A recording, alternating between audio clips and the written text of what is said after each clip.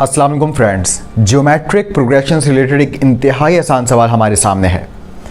If nth term of the sequence 1, 2, 4 and so on is the same as that of 256, 128, 64 and so on, find n।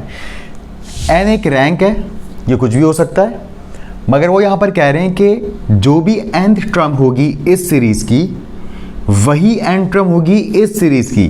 जो इस GP में nth rank पर term आएगी वही इस GP में भी nth रैंक पर टर्म आएगी। बताओ n की वैल्यू क्या है, यानी कि वो कौन सा रैंक है जिस रैंक पर दोनों सीरीज़ की टर्म्स सेम हो जा रही हैं।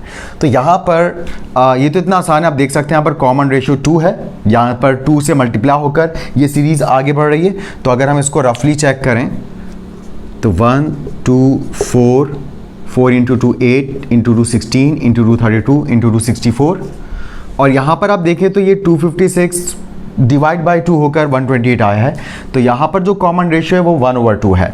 तो यहाँ पर हम अगर हाफ करते चले जाएं, क्योंकि 2 से डिवाइड करने का मतलब हाफ करना होता है, तो 128 64 ये 32।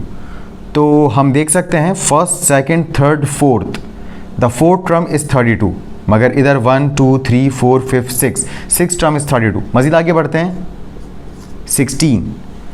16 यहाँ पर first second third fourth fifth term है, और 1 first second third fourth fifth term है 16।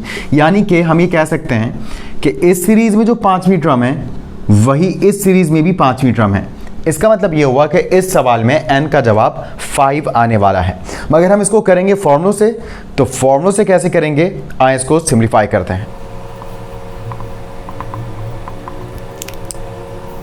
अगर हम बात करें फॉर जीपी 1 to 4 n मालूम करने की, तो उसके लिए यहाँ पर हमें a मिल रहा है 1 r t2 divide by t1, यानी कि 2/1, यह हमारे पास 2 आ गया। और tn हम यहाँ पे मालूम कर लेते हैं, क्योंकि यहाँ पर जो tn आएगा वही वहाँ का tn होगा, a into r to the power n-1। tn equals to a की जगह हम लिख देंगे 1, r हमारे पास 2 है, और यहाँ n-1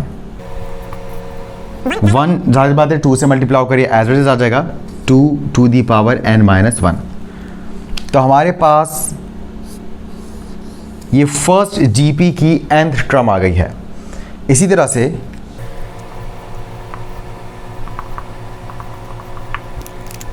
अब हम इस जीपी पे वर्किंग करते हैं, तो यहाँ पर जो a है वो 256 है, यहाँ पर जो r है वो t2 डिवाइडेड बाई t1, यानी कि 128 डिवाइडेड बाई 256, ये कैंसिल होकर बनता है 1/2। और यहाँ पर भी हम tn मालूम करना चाहेंगे, तो आप जानते हैं जीपी में nth टर्म मालूम करने का फॉर्मूला a इंटू r की पावर n-1 होता है। tn हमें मालूम करना है, यानी कि nth टर्म a की जगह हम लिखेंगे 256 और r की जगह हम लिखेंगे 1/2 इंटू n-1। अब यहाँ पर हम चाहें तो इस 256 को भी 2 की पावर में लिख सकते हैं, यानी कि जितना हम इसको सिम्प्लीफाइड फॉर्म में लिखें उतना हमारे लिए अच्छा होगा। तो अगर हम 256 की प्राइम फैक्टराइजेशन करें तो हमें 2 की पावर 8 256 हासिल होगी। तो यहाँ पर हम 256 की प्राइम फैक्टराइजेशन चेक करते हैं। तो प्राइम फैक्टर्स बनाने के लिए यहाँ पर हम कोई भी प्राइम नंबर लिख सकते हैं। 2 से शुरुआत करते हैं, 2 1 ज़ा 2, 2 2 ज़ा 4, 1 उधर चला गया 16, 2 8 ज़ा 16। तो 2 ही वो प्राइम नंबर है जिससे 256 को आप कैंसिल कर सकते हैं। उसके बाद फिर 2 6 ज़ा 12, 2 4 ज़ा 8, 2 into 32 64, 2 into 16, 2 into 8, 2 into 4, 2 into 2 और 2 इंटू 1। तो यहाँ पर आप देख सकते हैं कि 1 2 3 4 5 6 7 8 टोटल 8 2 हमें मिल रहे हैं। तो हम इस 256 को नेक्स्ट स्टेप में 2 की पावर 8 लिख देते हैं, और यहाँ ब्रैकेट के बाहर वाली पावर ब्रैकेट में अप्लाई करते हैं। n-1 जब 1 पर आएगा 1 एज इट इज, और n-1 जब 2 पर आएगा तो 2 की पावर n-1 हो जाएगी। अब क्योंकि दो 2 आपस में एक दूसरे को डिवाइड कर रहे हैं, और आप जानते हैं मल्टीप्लाई और डिवाइडिंग फॉर्म में अगर बेसिस सेम हो तो आप सेम बेसिस की पावर्स को एक सिंगल बेस पर लिख सकते हैं। तो यहाँ पर भी हम n-1 को उठा के ऊपर पहुँचा देते हैं, तो 2 की पावर पहले से 8 है, n ऊपर जाकर -n हो जाएगा और ये -1 ऊपर जाकर +1 हो जाएगा और 8 + 1 9 हो जाएगा। So Tn equals to 2 to the power 9 - n। तो हमारे पास ये सेकंड जो जीपी थी उसकी भी nth टर्म आ गई है। हमें सवाल में गिवन है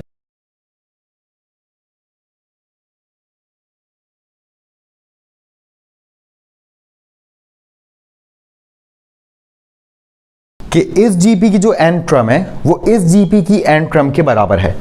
इस जीपी की जो पहली जीपी थी उसकी n टर्म हमारे पास आई थी 2 to the power n-1, और जो ये जीपी है इस जीपी की हमारे पास n टर्म आई है 2 to the power 9 - n। अब यहां पर आप देख सकते हैं बेसिस सेम है, बेसिस इक्वल है, और बेसिस के इक्वल होने का मतलब पावर्स इक्वल है।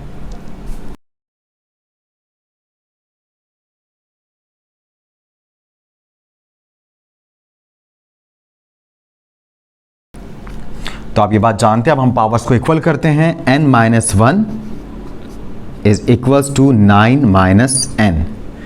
-n यहां पर आकर +n हो जाएगा, सो n + n, और -1 जब हम उधर शिफ्ट करेंगे तो +1 हो जाएगा, 9 + 1। n + 1 हमारे पास आएगा 2n और 9 + 1 बनेगा 10।